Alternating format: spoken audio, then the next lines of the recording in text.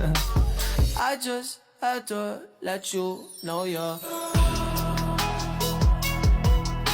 She a happy baby boo. She a happy baby boo.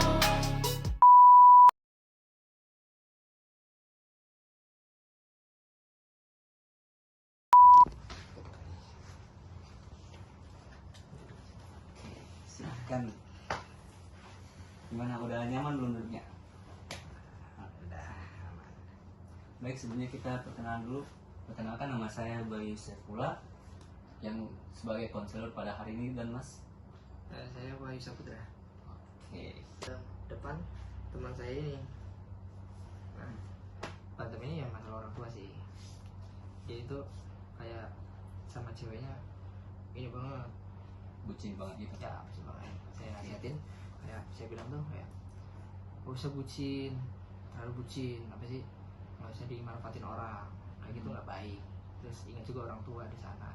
Terus dia bilang dengan nyolotnya ya, itu kayak, ya kalau gua nggak apa sih, kalau gua nggak sayang orang tua gua, ngapain dia sekolahin gua gitu. Wah, situ saya langsung marah lah, kayak lu ini otaknya gimana sih? Orang apa sih, orang tua anak orang itu biar pintar, lu kalau goblok gitu. Apa ya? Ya, mana? Itu kan yang ada real life nya kan kayak gitu, dia ngomongnya kayak biasa, saya tuh kayak gitu ngomongnya. Terus ya di situ berantem, teman saya ini cuma pelak-pelak aja kayak, weh udah katanya. Jangan berantem. Nah di situ ya, dari situ dia masuk kamar aja, langsung jebret pintu. Nah, udah saya berdua sama kawan saya, udahlah emang kayak gitu orangnya. Nah, gitu. Oke, jadi kayak dia ini kayak gak mau dengerin omongan orang gitu. Nah kan? benar, itu benar. Kalau denger, dia tuh denger kalau kata orang yang nggak dia kenal, itu dia malah masukin ke otaknya. Kalau saudaranya sendiri yang ngomong, dia nggak terima, seakan itu kita marahin dia gitu. Kayak salah. Jadi dia kayak merasa dihakimi gitu ya. Nah, padahal kita ngomong tuh yang benar, yang buat dia lurus jalannya. Dia nggak mau nerima itu. Ada lagi waktu ini lucu sih. Dia itu, saya nggak tahu ya, tiba-tiba dia itu kayak pingsan. Dan satu komplek itu geger, beneran satu komplek geger. Jadi ada ibu-ibu yang megang kita orang lah, maksudnya itu kayak ibu-ibu kosan gitu. Nah dia panik kan, wah, saya sama abang saya tuh panik, gotong-gotong dia, bawa ke bidan. Dia tuh pingsan sambil nginin sama ibu kos tuh. Terus bawa ke bidan, katanya kata bidannya, orang tahu ini gimana nih, cuman dia ini sadar tapi nggak tahu, dibawa ke klinik aja. Malam-malam tuh kan, masukin ke klinik. Lucunya itu di sini, kata mbak perawat itu, apa dokter kata, masnya ini sebenarnya nggak pingsan. Saya kaget, kok bisa? Iya, semuanya normal, cuman dia nggak tahu, dia nggak mau melek aja mungkin ya. Dia lucu, dia tidur gini. Terus kan saya udah tahu ya dari dokter itu, dan dia nggak bisa. Terus saya gini loh, itu jahat itu. Saya tabuk-tabukin mukanya tuh ya. Bangun. Gak bangun juga. Terus bapaknya itu kan udah nyapa saya marah-marah, kayak nasi ada, mie ada, telur ada, kenapa nggak masak? Saya udah masak, dia nggak makan. Ternyata setelah itu saya tahu dia itu kenapa pingsan, gara-gara diputusin ceweknya, nggak makan seharian. Wah, itu saya kesel banget ya. Jadi dia ngerepotin kalian semua gitu ya. Iya benar. Nah nggak lama dari situ, selama 2 hari itu dia kena tipu. Ngomongnya ya saya nggak tahu. Kena tipu, dia itu keluar, saya juga lihat, jadi dia keluar bawa motor, ngebut ya, nggak tahu ngebut nggak banyak, cuman saya dengar dari tetangga tuh dia itu sempat negor mau kemana katanya. Mau ke Alfa katanya. Oh iya, tahu-tahunya dia top up. Top up buat game. Ya itu katanya dihipnotis telepon dari hipnotis telepon, dia top up dana itu 1.500.000, terus sama pulsa itu nggak tahu nominalnya berapa, tapi pas saya ganti rugi di Alfa, dia kan gadein laptopnya, itu saya ganti itu 3,5 juta lebih lah, 3.600.000 loh. Wah saya kesel banget ya, udah kemarin dia pingsan nggak pingsan lagi pura-pura ya, terus dia itu ya apa ya, dia omongnya susah, nggak menerima apa saran dari kita. Nah kakak saya ini juga kesel kan, dia tipe orang yang bodoh amat, nggak marah-marah gitu, karena kejadian dua itu dia marah, dia maki-maki, saya orang gini. Nah udah dari situ jebret pintu lagi dia, ceplak. Kenapa itu? Ya itu nggak menerima saran. Padahal kita marah itu kan karena dia yang masalah. Jadi itu pagi malamnya ditaruh makan depan pintunya nggak dimakan. Paginya udah kelaparan kali ya, kayak masak mie dia makan. Dia nggak nerima makanan di depan pintu itu. Iya. Kan terus sudah dari situ telepon emaknya. Dia keras-kerasi sambil kayak nangis sedih gitu kayak dimarahin dia. Kita yang berdua dengarnya kan kayak apa sih, alay banget, kita loh nggak ngomongin kayak gitu, dia sambil nangis itu kayak gitu. Aduh ini orang, padahal kita tuh ngomongnya yang benar kan, bukan masalah, kita marahin juga karena dia salah, tapi dia nggak menerima ya gitu sih. Baiklah, setelah dengar tadi kita akan menggunakan teknik role reversal di mana ini nanti kamu akan menjadi keponakanmu tadi ya. Oke, dan bisa melihat perspektif dari keponakanmu. Jadi di yang awal tadi itu saya jadi ponakan saya itu yang ngeyel itu kan ke saya. Kan kalau saya jadi orang jadi keponakan yang tadi bilangnya kan, ngomongnya kan kayak ya kalau gua nggak sayang sama orang tua gua ya ngapain sekolah gitu.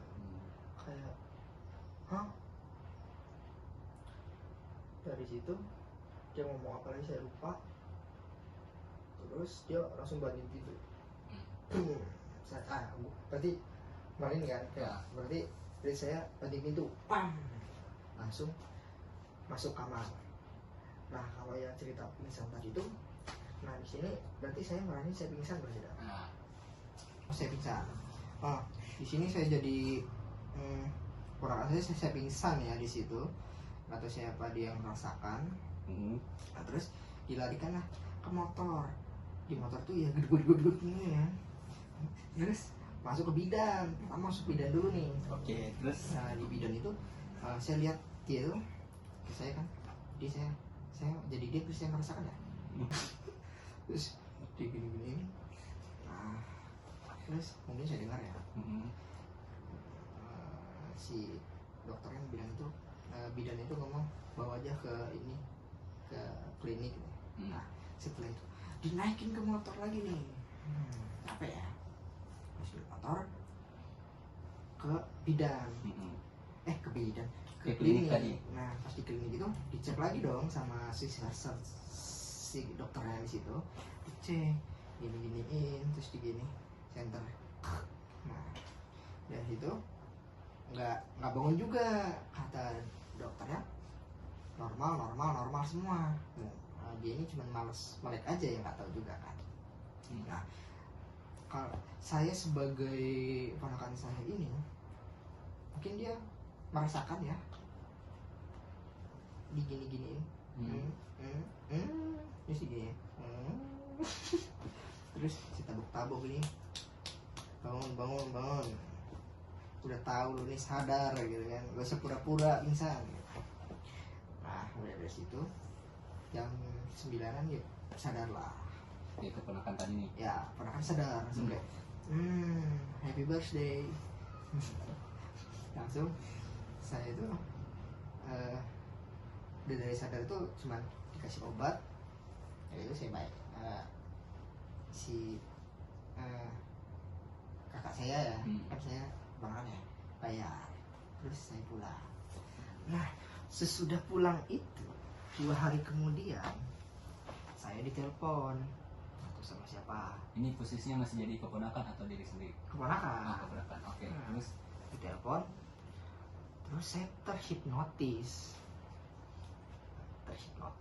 terus saya pakai tas, ada apa nih, laptop, terus saya pergi ke Indomaret. Nah di Indomaret itu saya di Indomaret itu sebelum keluar gang itu ada ibu-ibu nyapa saya, mau kemana? Saya bilang ke Alfa. Nah, dari situ bawa motor, wah gitu ya, ngebut kayak X-nya Wedding R15, terus sampai Alfa saya top up 1.500.000 itu dana, sekitar 1.600.000 sampai 700 itu saya pulsa top upin. Nah di situ si kasir ini sebenarnya udah nggak mau nerima, nggak mau transfer lagi, kayak ada kejanggalan katanya. Dari udah saya transfer, terus saya pergi tiba-tiba. Nah dari situ saya ini dicegat sama satpam, langsung didudukin kayak mau diamuk masa. Ya saya nggak tahu apa, terus saya sadar, terus saya nelpon kakak saya ini, baru mereka datang gitu. Nah setelah bertukar peran tadi, apa yang Anda rasakan setelah menjadi orang tersebut, keponakanmu sendiri? Kalau serasakan ya, mungkin kalau sadar emang itu salah, tapi itu mungkin kurang berkembang, pola pikirnya belum berkembang. Jadi namanya orang pedalaman ya, jadi gampang banget dimanipulasi orang, terus tuh egoisnya sama gengsinya juga tinggi. Kalau yang dirasakan tuh ya itu kayak aneh karena kita meragakan diri sendiri tuh kan kayak ngomongin orang yang benar nih, tapi dia kalau kita jadi dia nggak terima masukan orang lain, itu juga kayak ini sendiri kan, apa sih ini orang gitu. Terus apakah ada hal yang sebelumnya Anda belum pahami setelah kejadian ini? Enggak sih. Nggak ada. Gimana perasaan Anda sekarang terhadap situasi tersebut yang setelah Anda ceritakan? Masih kesel sih sampai sekarang sih, kayak anaknya sampai sekarang tuh nggak pernah berubah, malah makin parah, kayak kerja aja nggak mau ya gitu. Nah setelah ini bagaimana Anda bisa merancang strategi baru agar bisa berkomunikasi dengan baik dengan keponakan Anda tersebut? Kalau saya yang pertama tuh dengan ini ya, apa tuh pendekatannya tuh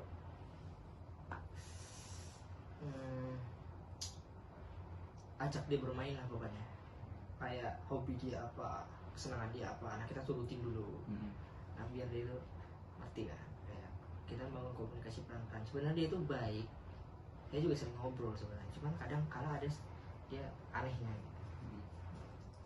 Nah, terus perubahan perilaku apa yang ingin Anda ubah kepada dia? Gengsi ya, Gengsinya. karena dia lebih baik mati daripada gengsi habis. Gengsinya. Kalau mau dirubah pasti gengsinya, mindsetnya itu harus diganti, harus dirubah. Berarti kayak dia lebih mentingin dirinya sendiri. Iya. Ya? Baiklah, sesinya telah selesai dan terima kasih kepada Mas Wahyu telah memberikan kesempatan untuk bercerita dan berkomunikasi, dan kami tutup. Wassalamualaikum warahmatullahi wabarakatuh. Waalaikumsalam warahmatullahi wabarakatuh. I just had to let you know you're